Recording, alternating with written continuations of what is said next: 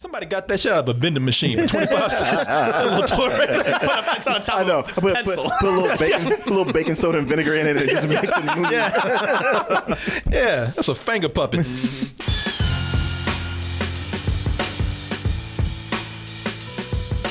Hey everyone, support our Patreon, which helps us to continue bringing you our live streams, videos, and podcasts while bringing you new content such as exclusive live streams and animated shorts.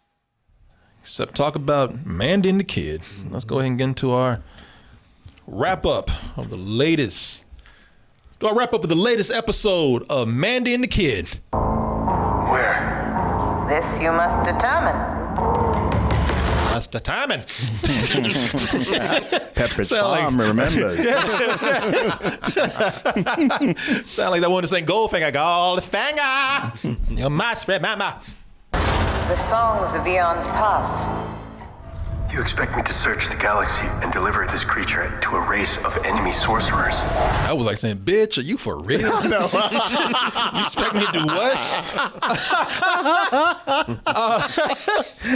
So one of the reasons why we're doing this again is because last week, Chris was pissed. I took issue. Livid. Umbrage. I tell you, when a white man gets umbrage, That's it. so somebody's about to lose their job, probably their life. I would like to speak to the movie's manager, please. Mr. John Favreau. Speak with you. He didn't like the way that Baby Yoda was eating those eggs, and I saw this episode and saw that boy. He still had an appetite. Yeah, he did. Jonesing. Yeah, he was jonesing for that. He had an appetite this week, and I said, I wonder how Chris feels about this, man. I'll be back for him. He said, shit, take your time. I know he's saying, and behave yourself when I'm gone. And you know what I'm talking about. You know what I mean. And as soon as I saw him just like cuddling that capsule, I'm like, oh, here we go again. He's going to come back and they'll be like, look what he did. I'm just like, I spent the first part of this episode thinking about you the entire time. That's all I could think about. I was hoping that he'd come back and you find that jaw broken. Yeah. And also those two frog people on the ground dead. yes, it's forced choke. Or crying. Like he slit their throat with the glass from the jar, and he's eating them. Well, what have you done, goddammit? What have you done? You're a monster. Oh my God. I think I got you straight though, because I gave him the whole theory, which is you had no argument with that, where I said, if this is the last of their species and these eggs are left, this is going to be brothers and sisters each other, and you're going to have a race of mongoloid frog people. Yeah, we don't want that. And you don't overrun want the galaxy. Or No, maybe their genetics don't work that way. A bunch of redneck ass frogs. no, we don't want that. We have the Empire, we have the Sith. I don't want no mongoloid frogs taking over. Yeah, because those mongoloid frogs would grow up and they would vote to have the empire back. Yeah, damn right they would. They Goddamn vote right. against their own self-interest. Shit, going around raping tourists. Oh, Jesus God. Squeak like a pig. Squeak. Rip it like a frog. Ribbit.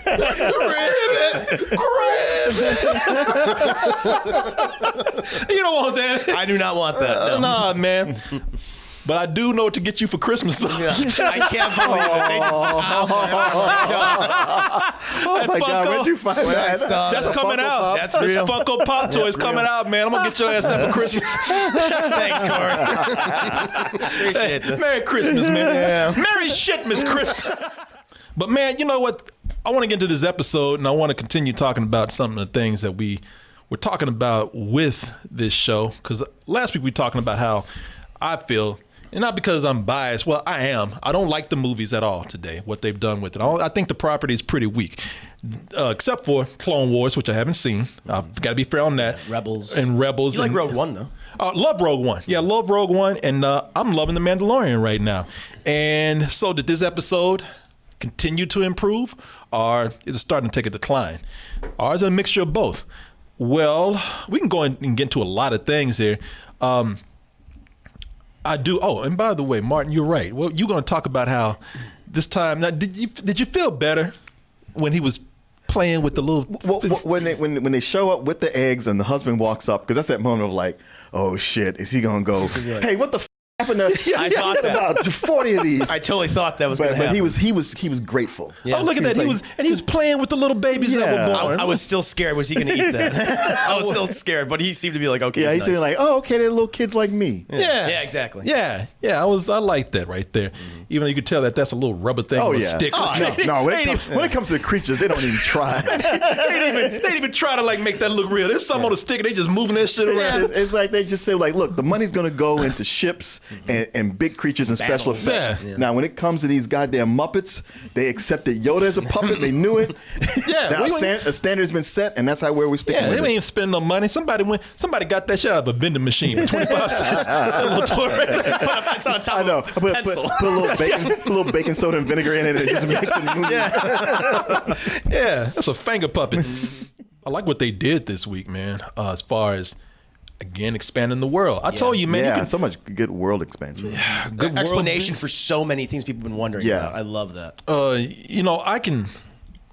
I can take a lot of things they do as fan service as long as you genuinely try to build the world up, expand it. And I like what they did here, going to that port, because I thought that was going to be silly, man. Because a lot of times, geez, why I keep going to you? God damn it. I can tell you about the I'm talking about, man, yeah, these aliens and shit. Now, you could probably tell me about the ports, but for somebody who hasn't been into the lore like you have, I really liked it when they went to this, this equivalent of a seaport. Yeah. And I thought that might have been silly at first, because there's times when Star Wars try to emulate things that we see here on Earth. And sometimes it comes across just ridiculous, like 50 sock hop diners and things like that. Yes. I always think back to that. You want a cup of Java juice? Yes. Wait, Okay. kick the jukebox for us. All right. Boom. Hey. Yeah, they went to Trask, which I don't know if that's something. That's a new world. Is that a new world? Yeah. So they go to Trask. Trask is a new world, and it's been a while since we've seen water. Yeah. A water planet or a water world or anything like that, where it didn't look stupid in Star Wars too. That's when we saw was Camino and Attack of the Clones. Yeah, this is where I'm sure you grew to love this episode. I have to say that out of all of the different species and aliens and thieves and criminals and scum that we have seen in this all in the galaxy right now, at least on this show, those what are they, the Quarrens? Quarrens, yeah. Quarrens, they get the award for the biggest assholes in the galaxy, at least for right now. No. What the fuck? Yeah. Chris is like, yeah, how do you like it? That was so cathartic for me. Chris was like, you even in an egg. Look at you, bitch. Exactly, an egg. Yep. And got popped into the mouth too. You sure did, man. I thought that, wow, that was a bitch moment right there. I know. It was a shock moment. I was surprised by that. I did not expect that. No, they got me because, look, I can't show everything that happens here. We can only talk about it. And you guys, if you've seen the episode, we're talking about, but the Quarren, they were being cool. They're like, hey, man, you ever seen this creature down here? You ever see how we feed it? Come on over, man, take a look. Oh, and this was the biggest thing. Yeah, bring the kid over. Put him closer so he can see. And so we can feed his ass to him, too. See, it was not that they meant to just use him as bait for the Mandalorian to go in there. They tried to kill him. Oh yeah, man. they wanted to. Yeah. Mm-hmm. Yeah, that's because they wanted to get his armor. Everyone wants that Beskar armor, man. Yeah, that's what because when they had him in there, like, yeah, we're gonna be rich. We got the Beskar armor, yeah. And then we like, and the rest of us like, y'all don't. Yeah, exactly. Done that. Yeah. It's almost like they know all about the armor, but know nothing about Mandalorian. Yeah. Well, they can see the armor. They've never seen him in action before, but they will. And I've always liked that, man. Din Djarin is his name, right? Yeah, Den Djarin. Yeah. I love the way that we continue to see just the treacherous characters that they come across. I mean, this is what I love about Star It's Wars. a the lawless seedy place. Yeah. Yeah, it's the Outer Rim where the New Republic has no influence whatsoever. That's like in the last episode when you saw those two X-Wing pilots are like, we can't help you. We're just gonna, you got that, you're good, and we got to get out of here. So I just love they don't have control over everything. Yeah. This is what I wanted from the show, man. I want the show to be dark and as far as it could be on a Disney Plus streaming channel. Even before this, when he was trying to land his ship and almost got it, and then that jet gave out and it just went sideways. I was like, oh, Yeah. golly. I love when It's a good moment. that ship was tore the He needs a new ship. Jesus Christ, that thing is falling apart. That thing is so bad, man. His last leg. I was, I had to laugh, man. I had to laugh. Hold on, because I even think I got a clip of it here when they tried to land it, and they had one of those calamari creatures out there. Yeah, when he looked at them, he's like, "Why are you bringing that shit?" I was looking at it the whole time. He's like, "He ain't gonna do it." Yeah. He's looking at him. He's like, "Oh shit!" Like looking at an episode of Sanford and Son.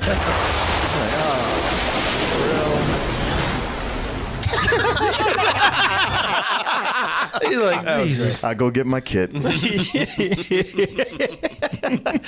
I love that, man. But I love that they're keeping it humorous, but I love that they're keeping it dark, man. Yeah. Who is the actor that played the captain? I've seen him in so many things. He's one of those character actors. Always pops up playing evil British man.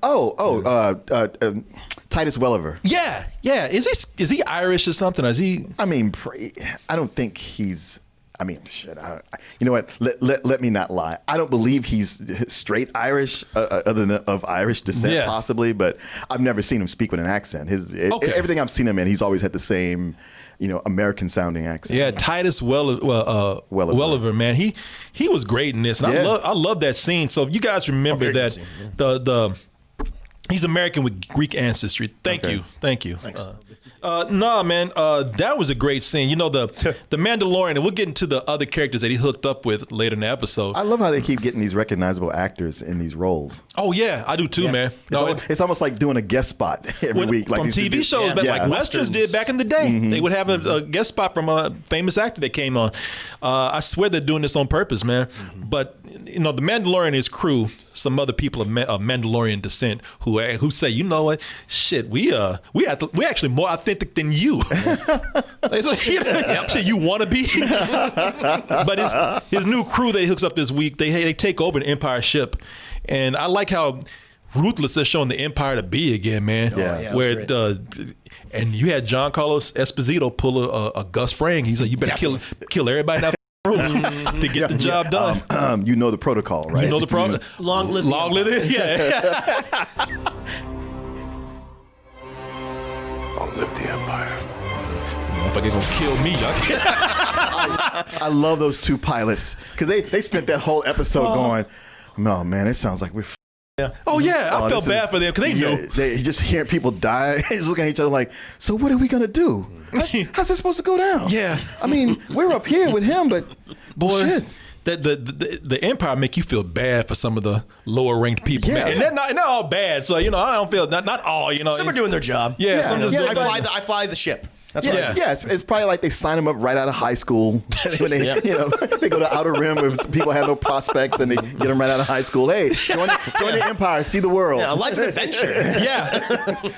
See the galaxy. I don't know, man. I felt bad for those two dudes. They knew what was coming. They're like, what? He's like, man, I knew I shouldn't have signed up for this shit. Yeah. I should have finished high school. When they die and they just have sad. They have sad deaths where their bodies just fall over and they just slump. They didn't even give them the dignity. They're like, oh, and they just fuck it. Say, well, right. Oh well.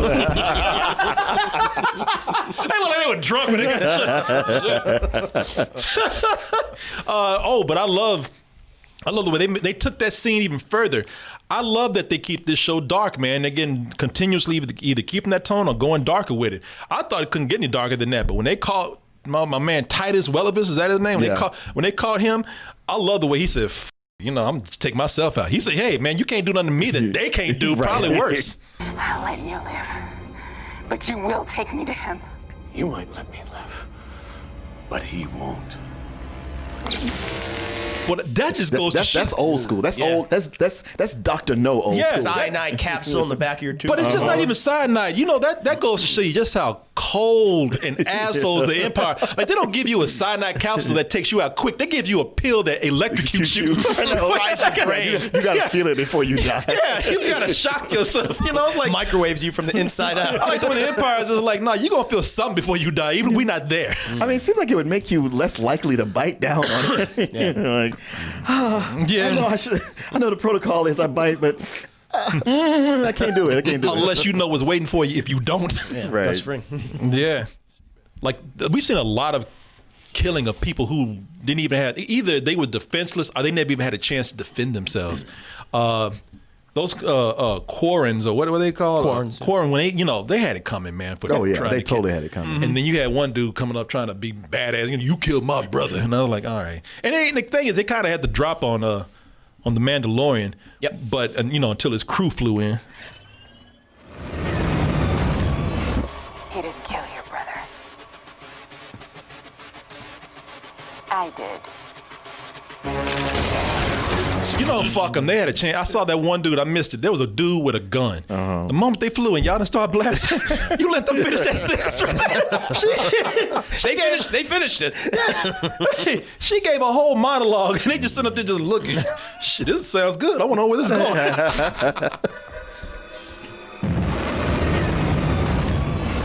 He didn't kill your brother. See, they should have started blasting right then. You kind of want to hear the rest of it. I did. That was badass. I didn't even know what the fuck they were going to do. Plus, clearly, nobody here really knows Mandalorians. They only know the armor. That's true. Yeah. They don't clearly know how quick they are, what killing machines they are. Even the Mandalorian himself could have used that. What do you call that missile he sends out? Oh, the birds. The birds, yeah. Singing birds. Yeah. The whistling birds. Whistling birds, yeah. Yeah. But, the thing that everybody's talking about with this episode, and this is something Man, they look so badass flying down like that. Oh, yeah. No, they do. The thing that everybody's talking about, and this goes into something else I was talking about last week, is how they really are, and I said this earlier, they're finding a balance between appealing to the hardcore fans. Very hardcore. Just the straight up nerds with this. Everybody who knows everything. I take that as a point of pride. I'm not saying any names. I'm just pointing my finger in a certain The direction. robots with no lives. Goddamn right. Dudes who just sit around playing games for 7 hours. I love Star Wars. video Reading all the games. novels.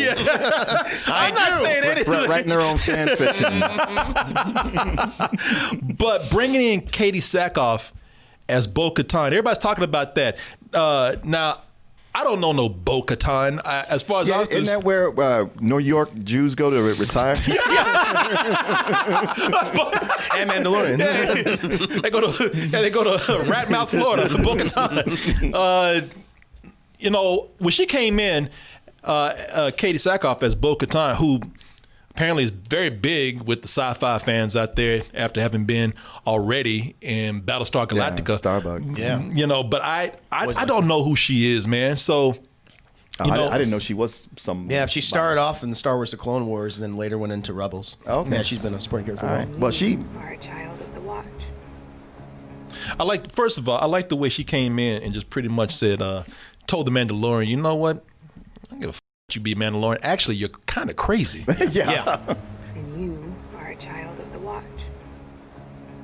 The Watch. Children of the Watch are a cult of religious zealots that broke away from Mandalorian society. Pretty much y'all are like Scientology.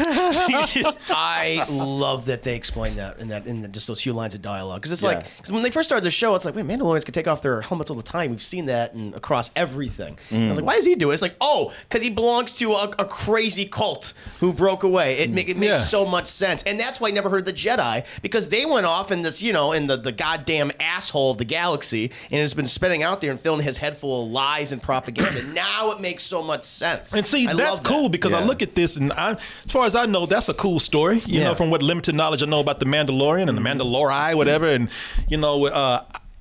with me not even knowing who his character is, that's fine. I feel I'll learn more. But I knew nothing about her being on Clone Wars. I never knew that there was a whole lore of this No, me character neither. on Clone Wars.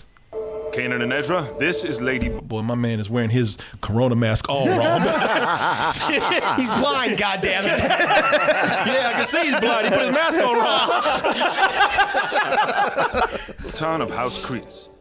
After the Empire took over, I refused to obey the Emperor and was betrayed. See, even her coming from those original roots right there, they over-explained shit. They did it great in The Mandalorian. Just came down a few lines of dialogue. Hey, bitch, you crazy. I'm real. And it's like, all right. Yeah, man. Katie Sackhoff does a great job of establishing herself as a big presence in this. Yes. Yeah. I I'm because I'm beginning to learn more now. I don't feel like I'm doing this in some kind of geeky way. I don't feel like like homework. No, it feels like this is actually because now I'm getting into some nerdy shit with this that I always kind of avoided with Star Wars. I was more like, meat and potatoes. Let's get to like the cool shit with Star Wars. I don't want to do homework and research with this. It's not a class for me. But now I'm learning how these characters connect with each other. Like what it was, the Darksaber that Giancarlo Esposito's character brought down. Yeah. That's why Bo-Katan is here to bring that back. Yeah, and it's cool the way his characters are tying together. Yeah, exactly. I agree. Like the Darksaber now, because it's that goofy looking lightsaber that we saw at the end of the last season, which I hope they make that look better. But yeah, it's very relevant to Mandalorian culture, and it's how they kind of pass on the title of Mandalore, the next ruler of the Mandalorian people, and that's interesting. I also love the other big name drop here. In the series. I imagine you'll get to that in a second. Who is that? Ahsoka Tano. Oh, is she? Because she tells the Mandalorian. Oh, well, when she says, she just mentions her by name. Yeah, let's just go to Ahsoka Tano on this whatever system. So we already know Rosario Dawson's been cast as that character. This is a big character. That's the character that Ahsoka Tano is one of the most popular characters in Star Wars right now. Yeah, and they're gonna have an older version of her because she was in. She's in everything. She's been in Rebels and Clone Wars, and so. Rosario Dawson's been cast as a older version of her. Yeah, she's supposed to come back in at first. And see, that's one of the things where I was like, man, this is where I'm getting tired of this. I thought it was going to be standalone. I don't want to have to deal with these characters coming back in. But if they can keep doing it this way where I think they can do this for people who don't have to know anything, and also nods to the people that really want to see this. Then, all right, I'm good with that because Star Wars has always been at fault for trying to do fan service way too hard. No, I agree. As I've always said, if they can manage to weave the fan servicey things and make them a big part of the story and relevant, then I'm okay with it. And so far, The Mandalorian I think has been doing a pretty good job with that, especially this season. Yeah. Well, that's a crazy looking picture of Rosario Dawson. That's fan art. She don't look like what? Yeah, she don't look at me at all. She like, take this shit off my face. The director of this episode, where she did a whole nod to. Oh yeah, Bryce Dallas Howard. Bryce Dallas Howard. Yeah, she did a nod in this episode to her father for Apollo 13. It was a shot she did. I'll find it and show it to you. But yeah, her father being Ron Howard. But she did the episode she did in the first season was bad. A terrible episode. Yeah, I was not a fan. Which one was it? The ATST. Yeah, it's with one with the what are they called? The orcs. It was what's that? The orcs where they're running around. Yeah, it was the Seven Samurai episode. Oh yeah. It's the worst episode that they did. And one of the reasons why I think it was that way is because one, they didn't have the budget. Yeah. Now these budgets are costing $15 million an episode, and with her being given a lot more money, I think the episodes are much better. She directed this episode, and there's light and day between what she did with that last episode. I was so surprised when I saw her name jump up in the credits. I was like, "That she did this one? I did not expect it." I was very impressed with what she did. I think that they're doing a pretty good job. The only thing I've heard as a complaint is Oz was telling me he saw it, and he was like, it seems like a video game now. You go somewhere, you do the mission, you finish the mission, and somebody gives you something else to go get. Side quest. Side quest, yeah. This is what he says, it's getting a little bit repetitive for him. How you feel about that? My whole thing is I want to wait until the end and see how all these things kind of coalesce. Because, I think the second episode felt very side questy to me, but it had a lot of relevance to what we had in this episode. A lot of the things that happened in that second episode had a dramatic effect on the events of this one. So it's like, okay, if they feel side questy, but in the very end, if they all kind of work together, and so that stuff where we look back and hindsight says, well, that wasn't really side questy. Actually, I want to wait until this season is finished before I can say, okay, that episode you didn't need, this episode you didn't need. But so far, how they apply the events of the second episode to the third one, I'm liking it. I've enjoyed Star Wars this much in a long time with something new. So I'm gonna wait to see how things come together. Yeah, I thought the first two felt more side questy, and at the same time, in each of these, I see things that could potentially be much bigger later. Yeah. So then I don't write them off. Yeah. No, I'm actually enjoying this a lot, man. Yeah. Can't wait to see what they do every week now, man. It's been a lot of fun. 3 for 3. It's a lot of pressure to make the fourth one good too. Which one? I mean, well, how many episodes do they have? I don't know. Is it 8? 8. So they got 5 episodes to go, man. Yeah, and they have Apollo Creed directing the next one. Oh. Wow. Oh, really? What's his name? Carl Weathers. Carl Weathers, yeah. That's right. He directed one last season, didn't he? I don't think so. Did he not? Okay, maybe because I read a list of directors that they had, and he was on that list. Yeah, I think he's directing the fourth one. Nice. Yeah, man, I'm loving it, y'all. So I can't wait. Can't wait for the next one.